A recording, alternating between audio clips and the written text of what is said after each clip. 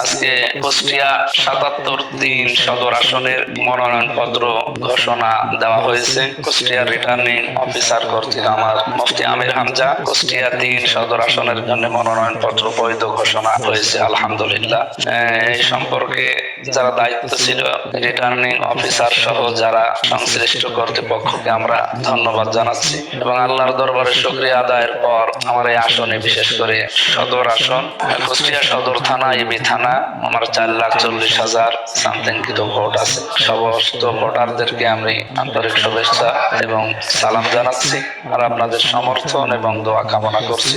আগামী থেকে সবাই যেন আমরা দেশ এবং দশের হয়ে কাজ করতে পারি এবং এদেশের কাঙ্ক্ষিত একটা নির্বাচন আমাদের সামনে, সবাইকে সাথে নিয়ে অংশগ্রহণমূলক এবং প্রতিযোগিতামূলক নির্বাচন আমরা সামনে আশা করছি। সবাই সাথে থাকবেন। সবাইকে ধন্যবাদ। আসসালামু আলাইকুম।